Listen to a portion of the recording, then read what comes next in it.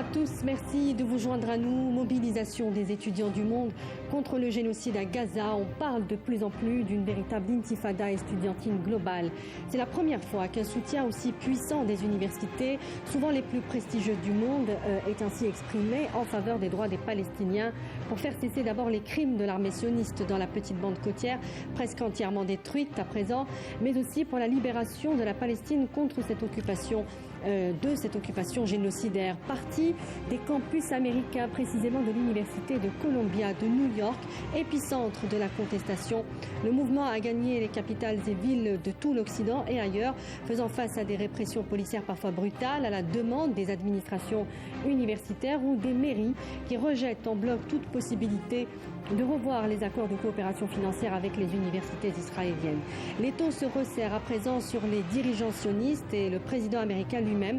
Vendredi 3 mai, 90 parlementaires dans les rangs des démocrates américains exigeaient de Joe Biden d'interrompre ses ventes d'armes à l'entité sioniste. Au cœur de leur critique, les restrictions imposées par Israël pour l'acheminement de l'aide humanitaire à Gaza. La scission à Washington pourrait s'envenimer avec l'invasion terrestre de Rafah, où s'entassent plus d'1,5 million de Gazaouis. Des centaines d'entre eux ont commencé à fuir l'est de Rafah sous l'ordre d'évacuation qui a été donné aujourd'hui par l'armée d'occupation sioniste, précédé de 4 semaines de bombardements intensifs. On en parle ce soir avec nos invités. D'abord, M. Sherif Deliz, enseignant universitaire, professeur de sciences politiques à l'école supérieure de journalisme et de sciences de l'information. Bonsoir, merci d'être avec nous. Avec nous également depuis le Canada via Skype, Monsieur Miloud Chenoufi, professeur en relations internationales et directeur des études supérieures au Collège des forces canadiennes de Toronto. Bonsoir à vous également. Bonsoir. C'est à vous que je m'adresse en premier, Monsieur Chenoufi. Rien qu'aux États-Unis d'Amérique, une quarantaine d'universités, dont les plus en vue du pays, sont mobilisées contre le génocide à Gaza. L'épicentre de cette contestation est, comme je le disais, partie donc de l'université de Columbia à New York. D'abord, comment expliquer ce mouvement, selon vous, qui est exprimé pour la première fois en direction des Palestiniens, et c'est inédit? En fait, ça ne devrait pas étonner l'opinion publique outre mesure, dans la mesure où les campus universitaires américains ont toujours été des lieux de contestation et des lieux où des revendications progressistes ont été élevées. Rappelez-vous, dans les années 60, c'est aussi sur les campus que le mouvement de revendication des droits civiques pour les Noirs s'est fait. Le mouvement féministe qui a revendiqué les droits des femmes, c'est également dans les universités, à Columbia, à Berkeley, à UCLA, etc. Les mouvements de revendication des droits des minorités aussi. Alors, la seule exception jusqu'à présent, ça a été la question palestinienne. Non pas qu'il n'y a jamais eu de sympathie pour les Palestiniens, surtout dans le mouvement noir américain, il y a toujours eu une sympathie et un soutien aux Palestiniens. Simplement, il était beaucoup plus facile, si vous voulez, au lobby israélien à l'intérieur des universités, à travers des universitaires eux-mêmes, de toujours mettre un terme à toute forme d'expression de solidarité avec les Palestiniens. C'est ce qui a changé. Oui. Et là, si vous permettez, j'aimerais bien insister sur un élément très, très important. Les étudiants et les professeurs qui expriment aujourd'hui leur opposition et leur dénonciation du génocide des Palestiniens, ce ne sont pas uniquement des étudiants d'origine palestinienne, d'origine arabe ou d'origine musulmane. Vous avez également tout un bassin diversifié d'étudiants et de professeurs, notamment, et c'est ça qui fait un peu peur au lobby israélien actuellement, c'est que vous avez une partie de la jeunesse juive américaine qui est mobilisée contre la politique de l'État d'Israël, et c'est quelque chose de totalement inédit. La dernière chose inédite aussi, c'est que malgré tout ce qui s'est passé dans les années 60, malgré le fait que les étudiants avaient saisi les bureaux de la direction, jamais une direction d'université n'avait fait appel aux forces de l'ordre. Or, cette fois-ci, ce sont effectivement les directions de ces universités-là qui ont fait appel Qu'est-ce que ça change, pardon, Monsieur Chenoufi, que les directions des universités fassent appel elles-mêmes aux forces de l'ordre? Qu'est-ce que ça indique aujourd'hui? Bien, ça indique tout simplement que, vous savez, les universités américaines ont comme point positif, c'est d'attirer des talents du monde entier, mais leur côté négatif, c'est que ce sont des entreprises. Et les gens qui dirigent ces universités-là sont un peu comme des chefs d'entreprise qui sont payés comme des chefs d'entreprise et qui prêtent beaucoup attention à ceux qui donnent de l'argent à ces universités-là. Nous avons vu ce qui s'est produit à l'ancienne présidente de Columbia et à l'ancienne présidente de l'Université de Pennsylvanie qui, comme vous le savez, après le début de la mobilisation en faveur des Palestiniens, ont perdu leur emploi, ont été tout simplement exclus sous la pression de qui? Sous la pression de donateurs. Et donc aujourd'hui, le bras de force, le bras de fer, si vous voulez, eh bien, se déroule entre ces intérêts financiers qui font partie généralement du lobby israélien et de l'autre, une opinion publique qui est de plus en plus écœurée par le sort qui est réservé aux Palestiniens. Je reviens à vous, Monsieur Cherif Driss. D'abord, je vous demanderai votre sentiment sur ce mouvement. Oui, la sympathie envers les Palestiniens ne date pas d'aujourd'hui, mais c'est la première fois que l'on voit les universités de l'Occident et des États-Unis fortement mobilisées pour les droits des Palestiniens. Je vous poserai aussi cette deuxième question sur les dirigeants occidentaux, Biden, Koller ou Macron, qui veulent rattacher ce mouvement à de l'agitation ou à des questions d'ordre public. C'est un peu analogue au mouvement des étudiants lors de la guerre du Vietnam, où l'on avait pointé l'influence communiste, alors que ces manifestations recrutaient plutôt dans les rangs des pacifistes ou des objecteurs de conscience. Il faut savoir de prime abord qu'aux États-Unis, il y a près de 3000 universités. Le mouvement de contestation se déroule dans les plus grandes universités. C'est comme un effet de voûte. C'est-à-dire que pour que ça résonne mieux, il faut choisir le bon endroit, le bon emplacement pour que le message passe mieux. Si ces contestations se seraient déroulées dans des universités qui n'étaient pas prestigieuses ou qui n'avaient pas la cote, peut-être le mouvement n'aurait pas pris une telle ampleur. Or, ces mouvements se déroulent dans les plus prestigieuses. Harvard, George Washington, Berkeley, UCLA, Yale, Columbia, George Mason, Georgetown, c'est-à-dire des universités qui sont les pépinières, les incubateurs de l'élite de demain. Oui. Premier élément.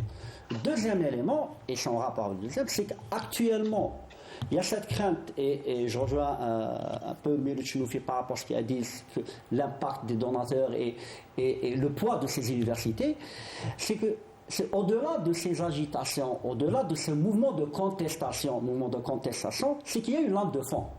Il y a une lame de fond qui fait qu'actuellement, nous assistons depuis plus de 30 ans, au-delà des mouvements de contestation, soit de gauche contre la guerre et tout, c'est qu'actuellement, ce mouvement, il est révélateur d'une nouvelle géographie sociale qui est en train de s'instaurer. Et il est vrai qu'il n'y a pas que ce qu'on appelle les Américains d'origine arabe, d'origine afro-américaine qui militent pour l'arrêt de la guerre et l'agression sioniste sur Gaza, qui militent, qui poussent, qui exercent des pressions sur l'administration de Biden pour qu'elle revoie sa stratégie, sa politique de soutien inconditionnel à Israël, mais ce qui est à craindre, c'est que ce que cache pour certains ce mouvement de contestation, c'est qu'il y ait un déplacement un petit peu de la géographie politique et l'émergence d'un lobby pro-palestinien qui pourrait faire contrepoids au lobby sioniste. J'ajouterai un indicateur qui est très important, qui est un marqueur très important, qui renseigne un petit peu de cette crainte.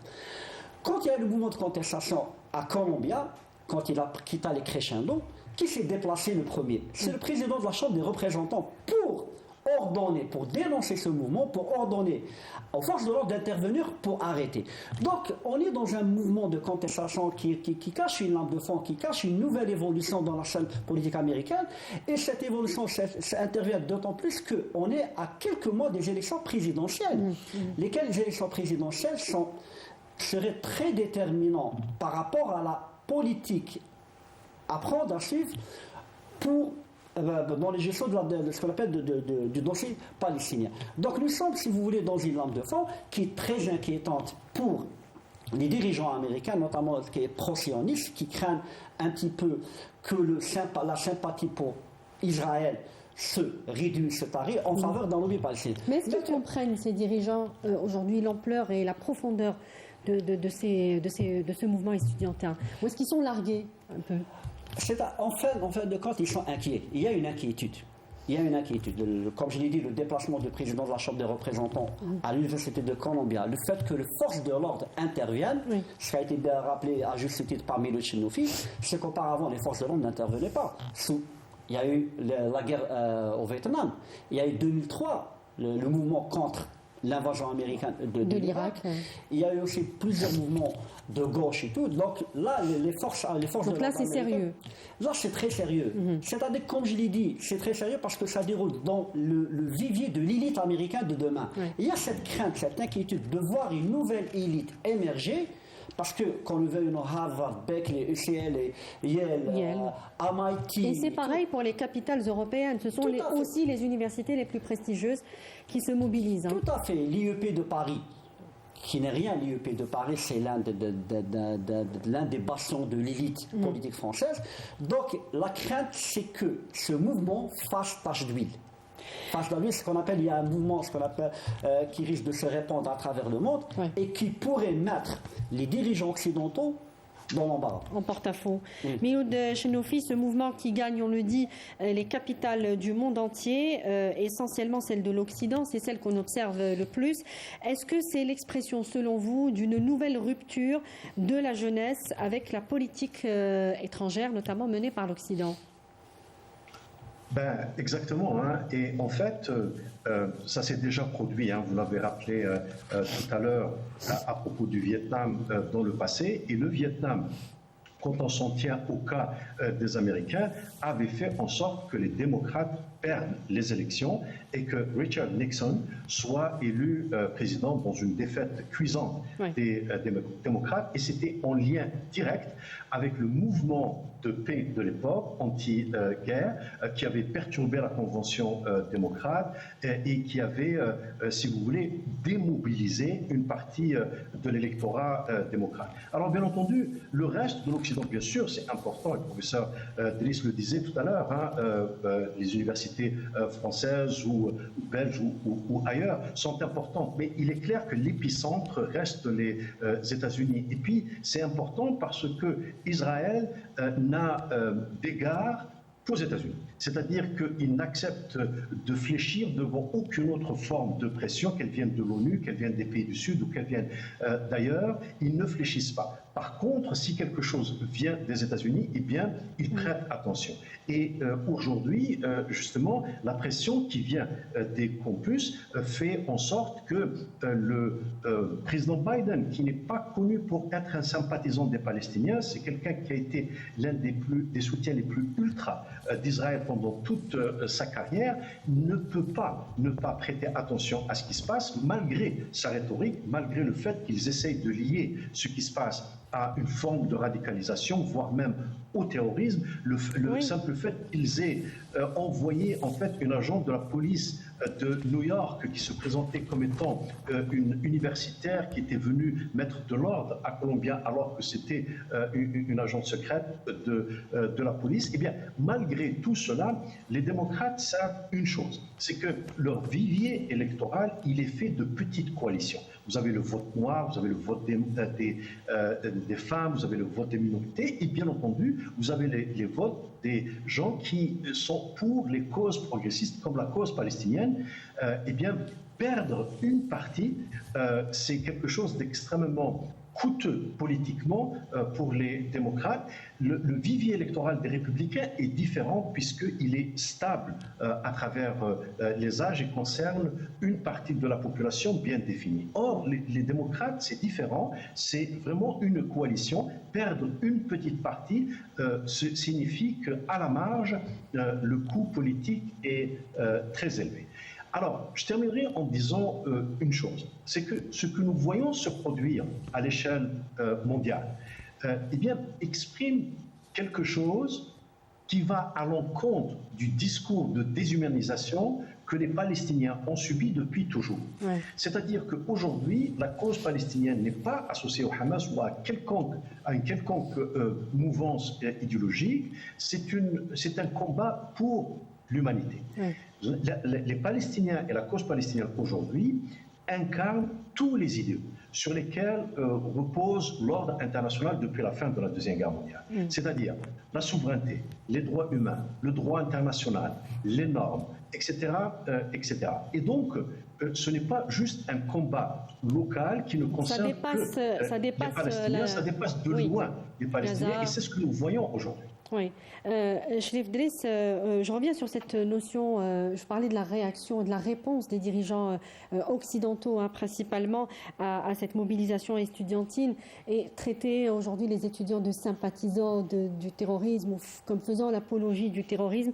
Ça rappelle encore une fois le contexte de la guerre du Vietnam, où je vais donner deux exemples. C'est notre sénateur démocrate Tom Todd, pour ne pas le nommer, du Connecticut, affirmait dans un rapport que le contrôle du mouvement contre la guerre du Vietnam est passé entre les mains de ceux qui sont ouvertement hostiles aux États-Unis. Et le sénateur républicain Thomas Kuchel de Californie disait que les dirigeants de ce mouvement infâme sont des personnages vicieux, venimeux et vils. C'est-à-dire que la réponse à ce moment-là des dirigeants, des élus américains était celle-ci, et c'est ce qu'on retrouve aujourd'hui. Des décennies plus tard, c'est la même chose. C'est que la première réaction, c'est la stigmatisation. Oui. C'est-à-dire stigmatiser, disqualifier, délégitimer. Oui.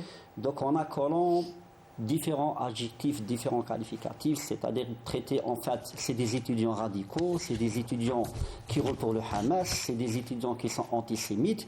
Donc, quelque part, on essaie de déconstruire ce mouvement au niveau de l'acte et au niveau du discours. Donc c'est une réaction qui est tout à fait normale de la part des dirigeants occidentaux. Ils essaient un petit peu de se justifier, de se légitimer en délégitimant l'autre.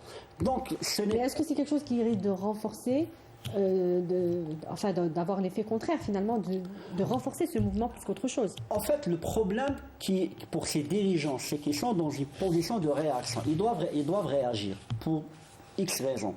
Sauf que cette réaction, en croyant bien faire, risque d'avoir l'effet contraire, pour plusieurs raisons. La première, c'est que ce mouvement, ce n'est pas un mouvement propre au campus américain, ce n'est pas un mouvement mené par des Américains d'origine arabe, d'origine africaine, d'origine et c'est ça qui leur échappe. Ce qu'on appelle hors l'élite WASP, droite anglo-saxonne, ce qu'on appelle l'élite anglo-saxonne protestante d'origine européenne. Il y a même des Américains du souche, il y a même des Américains d'origine juive qui rejoignent, qui soutiennent ce mouvement. Oui, il faut le souligner. Tout à fait. Il y a des communautés juives et des associations qui transcendent. En fin de compte, ce que le mouvement a révélé, c'est que c'est un mouvement transcendant, c'est pas un mouvement clivant. Ce qu'essaie l'élite américaine, ce qu'on appelle l'élite dirigeante, c'est de démontrer un petit peu une manière de disqualifier, c'est que c'est un mouvement clivant, c'est un mouvement dirigé par le Hamas. Qui dit Hamas n'est pas palestinien, donc c'est pas un mouvement qui représente les Palestiniens. Un autre élément qui est très important, qui renforce ce mouvement, c'est qu'à l'échelle mondiale, nous assistons à l'émergence d'un espace public contestataire, incarné par les vagues de manifestations qui ont eu lieu dans différents pays, dans certaines capitales occidentales, capitales asiatiques, capitales sud-américaines, qui renseignent un petit peu d'une volonté un petit peu de se rébeller contre un récit qu'on leur a servi depuis des décennies, comme quoi les victimes, ce sont les Israéliens, et les bourreaux, ce sont les Palestiniens, les Arabes. Donc là, il y a une certaine prise de conscience qui est en train d'émerger. Cette prise de conscience, elle est renforcée notamment par les nouvelles technologies, notamment les réseaux sociaux.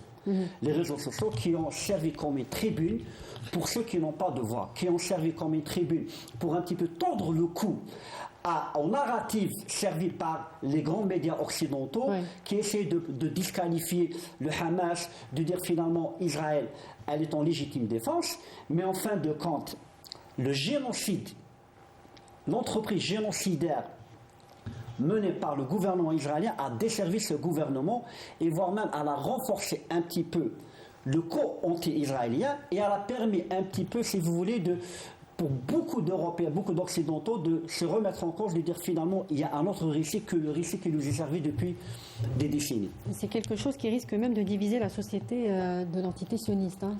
C'est en train de ce n'est pas exclu parce que actuellement en Israël, depuis, ce n'est pas nouveau. C'est au-delà de cette guerre, au-delà de l'affaire des otages qui est en train de diviser, même si une frange très importante de la population israélienne soutient l'entreprise génocidaire, mais toujours est-il que la question qui se pose, c'est c'est sur les résultats de cette agression. Et le fait qu'il y a une division politique entre le cabinet de guerre et certaines tendances politiques, mais aussi l'émergence, si vous voulez, l'émergence et le poids de ce qu'on appelle la droite sioniste, la droite religieuse, qui est en train un petit peu d'aller vers une politique jusqu'au boutiste. Elle veut mener le gouvernement de Netanyahou, le cabinet de guerre. Avec les ministres Ben Gvir et Smotrich. Tout à fait, Smotrich et autres.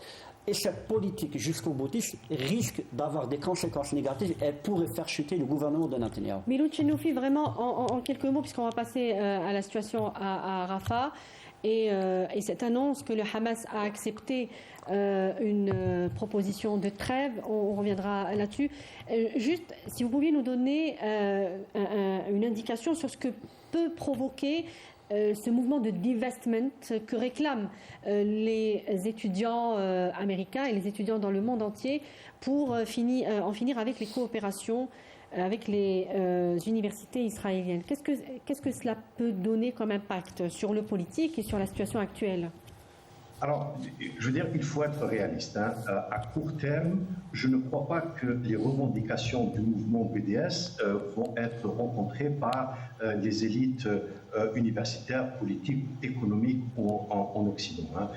Vous savez, le combat, il est ailleurs. Le combat, il est vraiment sur le récit narratif, sur ce qui se passe en Palestine. Comme je le disais tout à l'heure, le récit déshumanisant des Palestiniens perd du terrain en faveur d'un récit plutôt humanisant qui présente la question palestinienne comme étant un combat pour l'humanité.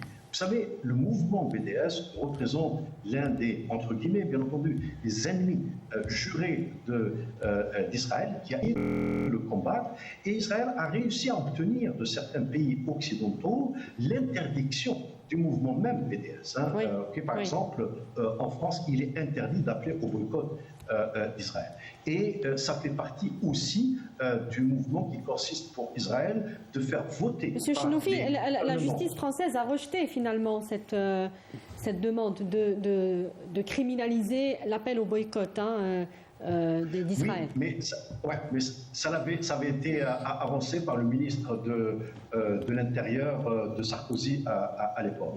Et le gouvernement israélien essaie aussi d'obtenir de la part des gouvernements occidentaux des lois qui disent que l'antisionisme égale l'antisémitisme. C'est ce genre de stratégies qui sont aujourd'hui sérieusement remises en cause. Ça ne veut pas dire qu'il y aura boycott et des investissements demain, mais le combat pour la question palestinienne est un combat qui est à long terme, et c'est sur le long terme que effectivement ce genre de mouvement participe à changer les termes de la discussion. Mais en attendant, toute cette pression des étudiants, de la rue occidentale, de la rue de l'opinion internationale, tout simplement, n'a pas fait reculer les dirigeants sionistes pour une éventuelle opération à Rafah. Je dis éventuelle alors qu'elle a déjà commencé à travers de bombardements intensifs depuis plus d'un mois d'ailleurs.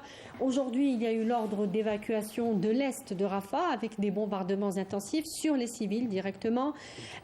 Pourquoi toute cette pression? Et on a vu l'ambiguïté de Joe Biden dire tantôt que les sionistes étaient allés trop loin, tantôt revenir sur un discours beaucoup plus en soutien à l'entité sioniste. Rien ne semble ne pouvoir stopper ce génocide. Pourquoi, à votre avis? La raison, elle est très simple. Netanyahou, bien entendu, idéologiquement, penche vers les voies du nettoyage ethnique et du génocide, la version du sionisme à laquelle il croit, une version qu'il a héritée de son père, et son père l'a hérité d'un monsieur qui s'appelle Jabotinsky, qu'il avait développé dans les années 30, donc bien avant l'Holocauste, considère que Israël ne peut exister que si elle fait disparaître les Palestiniens. Mais ça reste aussi un politicien. Et c'est un politicien qui subit de la pression de la part de deux côtés différents. Le premier côté, c'est le côté américain qui essaie de lui dire il ne faut pas attaquer Rafah, il faut accepter une trêve ou un cessez-le-feu. Et de l'autre, vous avez la pression de ses partenaires dans la coalition, principalement son ministre de l'Intérieur et son ministre des Finances, eux, utilisent un maximum de pression. C'est-à-dire qu'ils lui disent, si tu ne vas pas avec le tout guerre, eh bien, nous allons faire s'effondrer ton gouvernement. Et il y a ces calculs personnels aussi, hein, M. Chenoufi. Oui, justement, j'y arrive. Oui. J'y arrive. Et un gouvernement Netanyahou qui s'effondre signifie un Netanyahou qui fait face au système de justice, en Israël. Oui. En Israël. C'est mon dernier point. Comme les Américains sont très tièdes dans la pression qu'ils font sur Israël, Netanyahou peut très bien dire que j'ai suffisamment d'appui au niveau de l'establishment américain, ce qui n'est pas fou. Je peux attendre jusqu'aux élections et à l'élection de Donald Trump, donc je peux continuer à faire ce que je fais. Voilà comment on peut expliquer le fait que le génocide va se poursuivre à Rafah. Chérif Driss, les répercussions de cette opération, et on espère qu'elle n'aura pas lieu, qu'elle ne pourra pas se matérialiser. Les pressions pèseraient aujourd'hui sur l'entité sioniste pour ne pas la mener jusqu'au bout. Qu'est-ce qu'elle coûterait aujourd'hui politiquement, aussi à la géostratégie régionale ? Il est clair qu'une opération à Rafah aurait de lourdes conséquences sur le plan humain. D'ailleurs, premièrement, il y a plus d'1 million, quelques 500 000 personnes qui sont entassées sur une parcelle qui est très réduite. Oui. Donc, des bombardements intensifs provoqueraient plus de morts que cela n'a été au nord, même au centre de Rafah. Oui. Donc, il y a ça d'une part, il y a le drame humain, bien entendu. Il y a aussi, cela risquerait d'aggraver la situation avec l'Égypte. Parce que nous n'oublions pas qu'il y a des accords de Camp David qui déterminent le nombre de soldats qu'Israël doit amasser, notamment sur la bande de Philadelphie et tout. Donc, s'il y a une intervention terrestre, déjà le premier débat, c'est un défi pour l'Égypte. Quelque part, l'Égypte risquerait d'intervenir, c'est très peu probable. Très peu probable, oui. Très peu probable, mais cela pourrait avoir de lourdes conséquences au niveau régional. Déjà, la première des choses, c'est que cela aboutirait à ce que les négociations s'arrêtent. Hamas a déjà menacé, le mouvement de résistance palestinien a déjà déclaré clairement que nous avons accepté les propositions formulées par les médiateurs. Oui. Si intervention militaire il y a, tout s'arrêterait. Donc, si les négociations s'arrêteraient, cela amènerait beaucoup de pays au niveau régional de revoir leur position par rapport à la question, parce que... C'est-à-dire, rappeler les ambassadeurs comme pour l'Égypte et la Jordanie, est-ce que vous imaginez ce type de scénario ? C'est trop tôt pour le dire, oui. Parce que je pense qu'ils ont dû le faire il y a bien longtemps. Il y a eu pire que ça, ils ne l'ont pas fait. Ils auraient dû le faire. Ils auraient dû le faire, oui. Bien entendu, ils auraient dû le faire. Néanmoins, ce qui risque de se passer, c'est qu'une intervention à Rafah pourrait avoir des conséquences régionales, amener certains pays à revoir leur position par rapport à Israël, non pas aller vers la rupture, c'est-à-dire que demander aux Américains de faire plus de pression sur les Israéliens. Tout le problème est là. Tout le problème est là parce que vous savez que le gouvernement américain, l'administration américaine, elle est entre le marteau un petit peu, si vous voulez, de la pression interne et l'enclume du soutien à Israël. Toute défaite d'Israël, c'est la défaite à l'administration américaine. Dans la mesure où Joe Biden, l'administration Joe Biden, parce qu'il ne faut pas trop personnaliser comme une affaire Joe Biden avec Netanyahou, il est de notoriété publique qu'il n'y a pas d'atome crochu entre Joe Biden et Netanyahou. Biden aurait préféré qu'il y ait un autre Premier ministre que Netanyahou. Oui. Cela dit, une intervention militaire avec une escalade très élevée et des coûts humains très élevés risquerait d'avoir des conséquences lourdes sur le rapport d'Israël avec les États-Unis, même sur le plan interne. Néanmoins, une défaite de Netanyahou, une défaite d'Israël, pourrait aussi avoir des conséquences. C'est Dans la raison pour les laquelle- deux sens, il y aurait Tout à fait. un échec pour Maintenant, l'administration actuelle. Les Américains, ils sont dans une posture de chercher un petit peu la solution où le coût serait moindre, mais aussi la solution, si vous voulez, même si on ne gagne pas indéfiniment, au moins le coût humain, les conséquences à la fois politiques, géopolitiques, économiques, humaines de la guerre, de cette intervention militaire ne seraient pas élevées. Raison pour laquelle les Américains, dans leur discours, qu'est-ce qu'on entend? On plaide pour une intervention, mais qui prendrait en considération préserver les civils. Ils n'ont jamais eu l'intention d'interdire aux sionistes de mener cette opération. C'est-à-dire qu'ils ne peuvent pas, ils ne veulent pas, ou plutôt ils ne peuvent pas intervenir et empêcher l'armée sioniste d'aller vers Rafah, mais d'un autre côté, ce qui les inquiète aussi, c'est le jusqu'au boutisme du cabinet de guerre, notamment de Benjamin Netanyahu et des Syriens, notamment Smotrich et Ben Gvir, qui risque de provoquer un véritable bain de sang. Inévitablement, une intervention militaire de grande ampleur risque de provoquer un bain de sang et risque d'avoir des conséquences régionales très lourdes. Merci beaucoup, Cherif Driss. Je rappelle que vous êtes professeur de sciences politiques à l'École supérieure de journalisme et des sciences de l'information. Merci à vous également, Monsieur Milou Tchenoufi, professeur en relations internationales et directeur des études supérieures au Collège des forces canadiennes de Toronto. Merci à vous également de nous avoir suivis dans ce numéro de Vision. Je vous dis à très bientôt. Au revoir.